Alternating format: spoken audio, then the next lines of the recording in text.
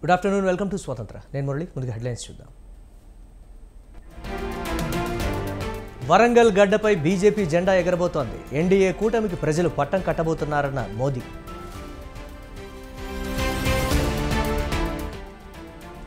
తెలంగాణకు కాంగ్రెస్ గాడిద గుడ్డిచ్చింది. హస్తం విమర్శలకు బండి స్ట్రాంగ్ కౌంటర్. రాముడి పేరుతో బీజేపీ రాజకీయం చేస్తోంది. ఎన్డీఏ కూటమిని ఓడించడమే తమ లక్ష్యమన్న కోమటిరెడ్డి. దమ్ముంటే చంచల్గూడకు రా, రేవంత్ రెడ్డికి కేటీఆర్ సవాల్. కాపులను చిరంజీవి వెన్నుపోటు పొడిచారు. రాజకీయాలకు చిరంజీవి అన్ఫిట్ అన్న పోసాని.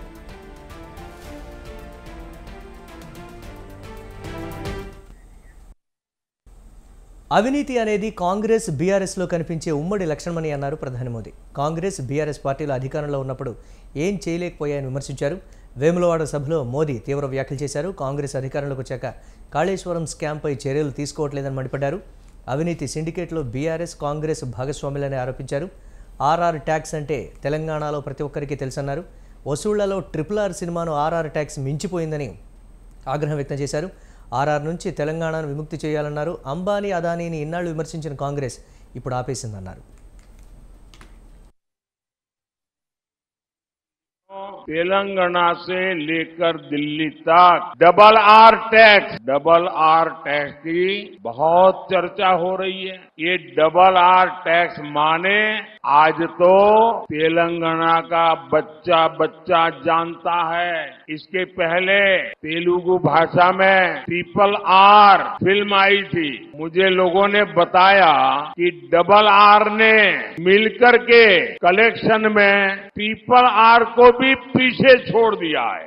आप जानते हैं ना RRR का कितना कलेक्शन था? कहते हैं 1000 करोड़ से ज्यादा लाइफ टाइम कलेक्शन। कहने वाले कहते हैं इतना तो डबल आर टैक्स का सिर्फ कुछ दिन का कलेक्शन होता है। साथियों, चाहे भारत की बात हो चाहे तेलंगाना की बात, हमारे देश में सामर्थ्य की कभी कमी नहीं रही। लेकिन कांग्रेस सरकारों ने इतने वर्षों तक एक ही काम किया।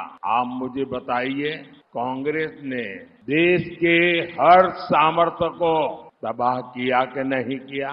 कांग्रेस ने देश की अर्थव्यवस्था को तबाह किया कि नहीं किया?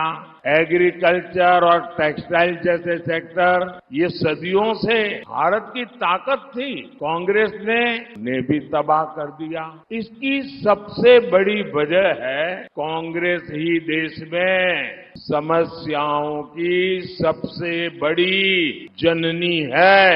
कल देश में तीसरे चरण का चुनाव पूरा हो गया है। तीसरे फेज में कांग्रेस और इंडी अलायंस का तीसरा फ्यूज उड़ गया है। अभी 4 चरण के चुनाव बाकी है। जनता जनार्दन के आशीर्वाद से बीजेपी और एनडीए तेजी से विजय रथ को बहुत जनता जनार्दन आगे ले जा रही है।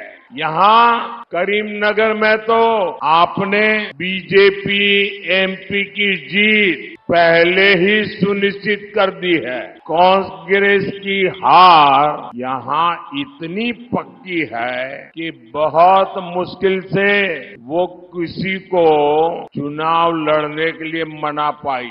और बीआरएस का यहाँ कोई अता पता ही नहीं है। बाबा साहब आम्बेडकर ने आरक्षण दिया, आरक्षण का अधिकार दिया, संविधान के तहत दिया। हमारा संविधान भी रिलीजन के आधार पर, संप्रदाय के आधार पर रिजर्वेशन के खिलाफ है। बाबा साहब आम्बेडकर भी संप्रदाय के आधार पर रिजर्वेशन के खिलाफ रहे हैं। लेकिन कांग्रेस आपका रिजर्वेशन छीनकर, आप में डाका डालकर, आप में से लूट चलाकर आपको बाबा साहब अम्बेडकर ने जो रिजर्वेशन दिया है वो छीन कर अपने वोट बैंक को देना चाहती है। कल ही इंडी एलायंस के एक बड़े चेहरे ने खुलेआम कहा है कि मुसलमानों को रिजर्वेशन देना चाहिए, और वो कहते हैं सिर्फ देना चाहिए था नहीं, पूरा का पूरा देना चाहिए। भाइयों बहनों, पिछले 10 वर्षों में भाजपा और एनडीए ने हर सेक्टर को आगे बढ़ाने का काम किया है। हम फार्मिंग सेक्टर को मॉडर्नाइज कर रहे हैं। हमारा जो खेती है, किसानी है, हमारा जो रायतू बंधु है, नेचुरल फार्मिंग, नैनो यूरिया और ड्रोन को प्रमोट कर रहे हैं। आज किसान को किसान सम्मान निधि मिल रही है, किसानों को फसल बीमा योजना का लाभ मिल रहा है। हमारी सरकार देश में टेक्सटाइल पार्क्स बना रही है। आज कौशल विकास से लेकर आर्थिक सहायता तक हर स्तर पर भाजपा सरकार आपके साथ खड़ी है। साथियों, करप्शन, ये करप्शन एक ऐसी फेविकोल है जो कांग्रेस और बीआरएस का कॉमन कैरेक्टर है। ये दोनों एक दूसरे पर भ्रष्टाचार के आरोप लगाते हैं, लेकिन बैकडोर से दोनों ही एक ही करप्शन सिंडिकेट का हिस्सा है। आप मुझे बताइए, बीआरएस वाले कांग्रेस पर कैश फॉर वोट का आरोप लगाते थे ना, लेकिन जब तक वो सत्ता में रहे कभी जांच करवाई क्या?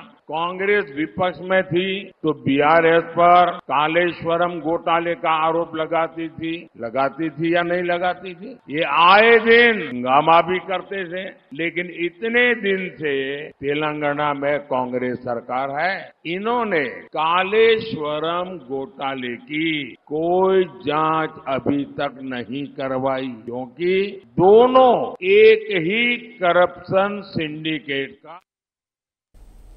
లోక్సభ ఎన్నికల్లో పోటీ చేసే కాంగ్రెస్ బీఆర్ఎస్ అభ్యర్థులకు కనీసం డిపాజిట్లు కూడా రావని మాజీ మంత్రి ఈటల రాజేందర్ అన్నారు. ఏ సర్వే సంస్థకు అందని ఫలితాలు మల్కజ్గిరిలో వస్తాయని చెప్పారు.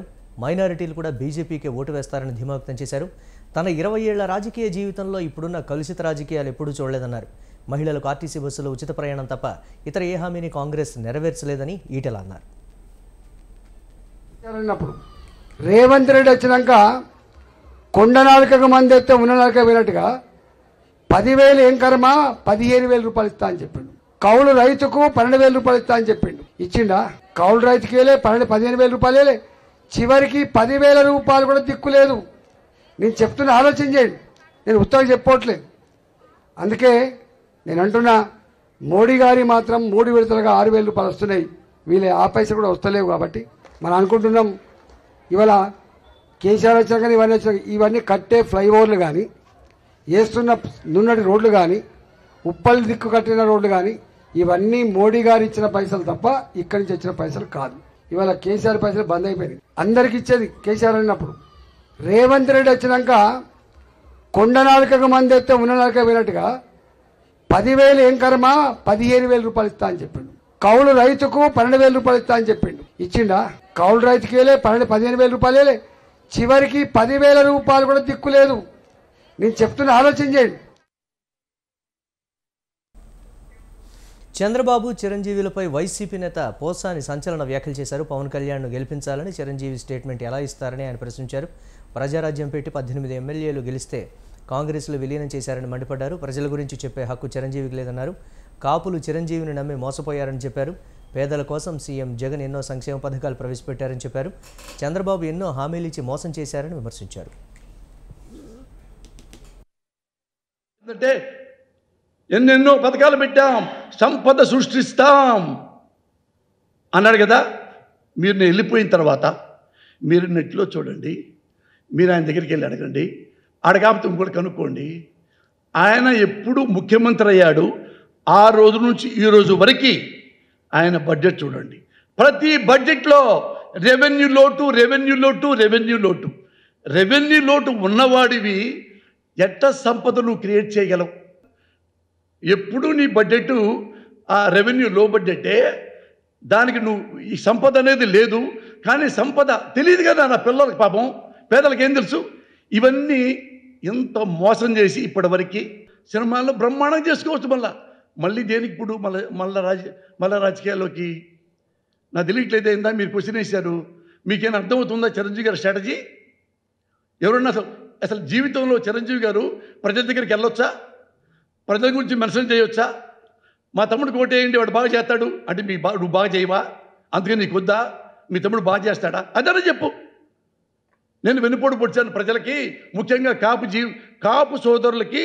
ఇప్పుడు మళ్ళీ ఈయన వచ్చేసి ఏసనే చిరంజీవి మా తమ్ముడు పార్టీ పెట్టాడు, ఆ పార్టీ ఈ పార్టీ మీరు కలిసి 6 నెలలన్నా జనాన్ని నమ్మించారు.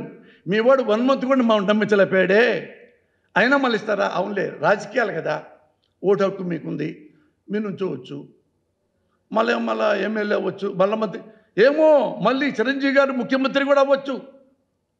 నమ్మకం లేదా మీకు? గుర్రం ఎగరావచ్చు. సినిమాల్లో బ్రహ్మాండం చేసుకోవచ్చు. మళ్ళీ దేనికి ఇప్పుడు మళ్ళీ రాజకీయాల్లోకి?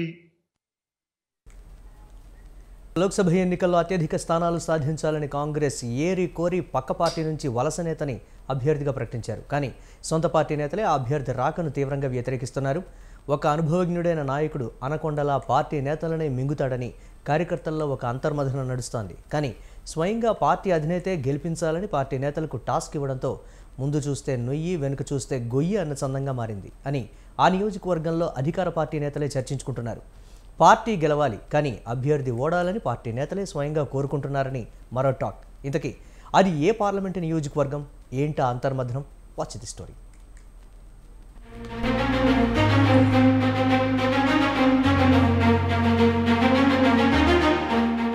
తెలంగాణ రాష్ట్రంలో పార్లమెంట్ ఎన్నికల వేడి రాజుకుంది. పోటాపోటీ ప్రచారాలు, మాటల యుద్ధం నడుస్తుంది. అన్ని పార్టీలు తమ అభ్యర్థి గెలవాలని అస్త్రశస్త్రాలను ఎన్నికల ప్రచారంలో వాడుతున్నారు. ఈ నేపథ్యంలో మొన్నటి అసెంబ్లీ ఎన్నికల్లో బీఆర్ఎస్ పార్టీని ఓడించి ప్రజాపాలన తెచ్చిన కాంగ్రెస్ పార్టీ మరోసారి రాష్ట్రంలో ప్రభంజనం సృష్టించి అత్యధిక పార్లమెంటు స్థానాలు గెలుపొందాలని సన్నాహాలు చేస్తుంది. అందుకోసం స్వయంగా సీఎం రేవంత్ రెడ్డి అన్నీ తానై ఎన్నికల ప్రచార పర్వాన్ని ముందుకు నడిపిస్తున్నారు. మార్పు కోరుకున్న ప్రజలు కాంగ్రెస్ పార్టీకి పట్టం కట్టారు. అంతేకాని గ్రౌండ్ లెవెల్లో పూర్తి స్థాయిలో పార్టీ బలంగా లేదని సీఎం రేవంత్ రెడ్డి గమనించారు. ఆ మేరకు బీఆర్ఎస్లో ఉన్నటువంటి బలమైన నేతలను పార్టీలోకి ఆహ్వానించి ఎంపీ అభ్యర్థులుగా నిలబెట్టారు.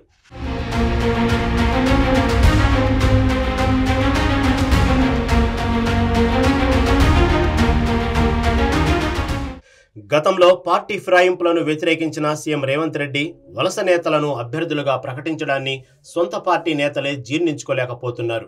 ముఖ్యంగా వరంగల్ పార్లమెంటు స్థానానికి BRS station Ghanpur MLA Kadiyam Srihari కూతురు కడియం కావ్యకు టికెట్ ఇవ్వడంతో వరంగల్ సెగ్మెంట్లోని కార్యకర్తలంతా నైరాశ్యంలో ఉన్నారు.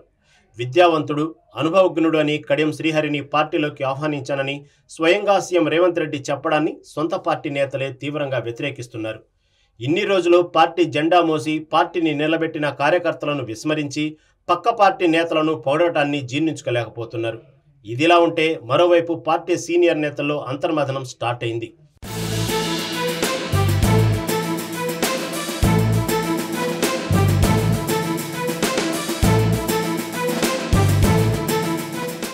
తెలుగు రాష్ట్రాల్లో కడియం శ్రీహరి ఏ పార్టీ అధికారంలో ఉంటే ఆ పార్టీలోనే ఉంటారనే వాదన సైతం బలంగా వినిపిస్తోంది. కానీ టీడీపీలో బీఆర్ఎస్ పార్టీలో ఎమ్మెల్యేగా గెలిచి అనేక మంత్రి పదవులు అనుభవించారు. అయితే ఆయన సొంత పార్టీ నేతలనే ఎదగనీయకుండా అడ్డుకున్నాడనే అపవాదు కూడా ప్రచారంలో ఉంది. కడియం శ్రీహరి దళితులు తనకు పోటీగా వస్తారని, వారికి నామినేటెడ్ పదవులు గాని ప్రజాప్రతినిధిగా అవకాశాలు కల్పించకుండా అనగదొక్కాడని, అందుకే మరోసారి కాంగ్రెస్లో ఈ పరిస్థితి రాకుండా జాగ్రత్త పడాలనే ఉద్దేశంతో కాంగ్రెస్ నేతలు ఉన్నట్టు తెలుస్తోంది. అందుకే పార్టీ నేతలు కడియం శ్రీహరి కోసం, కూతురు వరంగల్ ఎంపీ అభ్యర్థి కడియం కావ్య కోసం పూర్తి స్థాయిలో ప్రచారం చేయడం లేదని ఉమ్మడి వరంగల్ జిల్లాలో కాంగ్రెస్ పార్టీ శ్రేణుల్లో చర్చ నడుస్తుంది. అయితే కడియం శ్రీహరిపై కార్యకర్తల్లో సరైన అభిప్రాయం లేకపోవడంతో పార్టీ శ్రేణులు ఆయనకు దూరంగా ఉంటున్నారు. అందుకే వరంగల్ పార్లమెంటులోని 6 ఎమ్మెల్యేలు అలాగే పార్టీ పదవుల్లో ఉన్నవారు పూర్తి స్థాయిలో పనిచేయడం లేదని టాక్ నడుస్తుంది. గత ఎన్నికల్లో కాంగ్రెస్ పార్టీకి వీచిన గాలి కారణంగానే అందరూ గెలిచినట్టుగా ఈసారి పార్లమెంట్ ఎన్నికల్లో కూడా గెలుస్తామని కడియం శ్రీహరి ఊహల్లో తేలి ఆడుతున్నాడని కాంగ్రెస్ పార్టీ శ్రేణులే చర్చించుకుంటున్నారు. స్వయంగా సీఎం రేవంత్ రెడ్డి ఆహ్వానించాడని చెప్పినప్పటికీ ఆయనపై పార్టీ శ్రేణుల్లో మాత్రం భిన్నాభిప్రాయాలు వ్యక్తమవుతున్నాయి. జిల్లాలో ఒక మంత్రి 4 నెలల్లో 4 రోజులు కూడా నియోజకవర్గంలో పర్యటించలేదని, ఒక రాంగ్ మెసేజ్ని రేవంత్ రెడ్డికి అందించి దగ్గరయ్యాడని జిల్లాలో చర్చ నడుస్తుంది. మంత్రిపైనే అబద్ధాలు చెప్పిన కడియం శ్రీహరి ఎంపీగా తన కూతురు కావ్య గెలిస్తే ఖచ్చితంగా మంత్రి పదవి తెచ్చుకుని జిల్లాలోని కేడర్ని, నామినేటెడ్ పదవులు ఆశించే నేతలను అణగదొక్కుతాడని పార్టీ శ్రేణుల్లోనే విస్తృతంగా చర్చ నడుస్తోంది.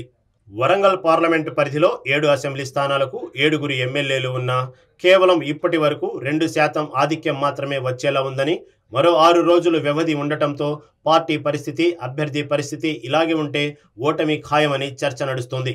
మరి ఇవన్నీ అధిగమించాలి అంటే పార్టీ అధిష్టానం చొరవ తీసుకోవాలి అని పార్టీ శ్రేయస్సు కోరుకునే నేతలు కోరుకుంటున్నారు.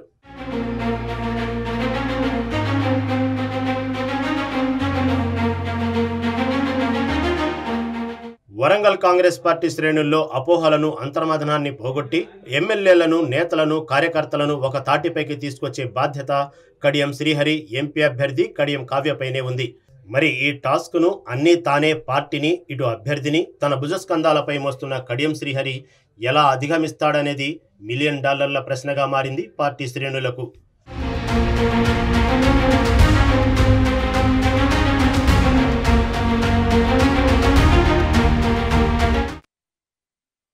విభజన, విద్వేష రాజకీయాలు చేస్తున్న బీజేపీని ప్రజలంతా ఓడించాలని రిటైర్డ్ కలెక్టర్ ఆకునూరి మురళి పిలుపునిచ్చారు.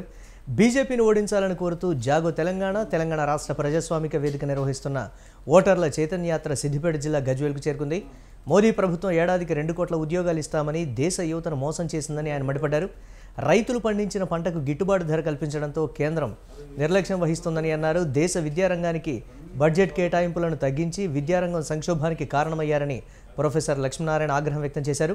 ఎన్నికల్లో బీజేపీ గెలిస్తే దేశ రాజ్యాంగం కనుమరుగయ్యే ప్రమాదం ఉందని అన్నారు.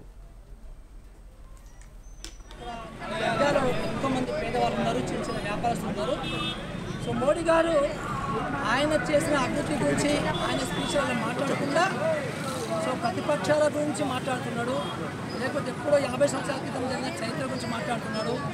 కచ్చి టీవీ అని ఒక అన్నోన్ తెలియని టీవీ గురించి మాట్లాడుతున్నాడు. కానీ ఆయన పేదలకి ఎన్ని కట్టించిండు, అట్లా మధ్యతరగతి వర్గాలకి ఎన్ని మంచి ప్రభుత్వ స్కూళ్ళు కట్టించిండు, ఎన్ని మంచి ప్రభుత్వ ఆసుపత్రులు కట్టించిండు, అట్లాగే ఆయన వాగ్దానం చేసినటువంటి ఉపాధి ఉద్యోగాలు ఎన్ని ఇప్పించిండు, ఇలాంటి విషయాలు మాట్లాడారు. సో అందుకనే మేము ఇవి ఇప్పటి వరకు అప్డేట్స్. కీప్ వాచింగ్ స్వతంత్ర.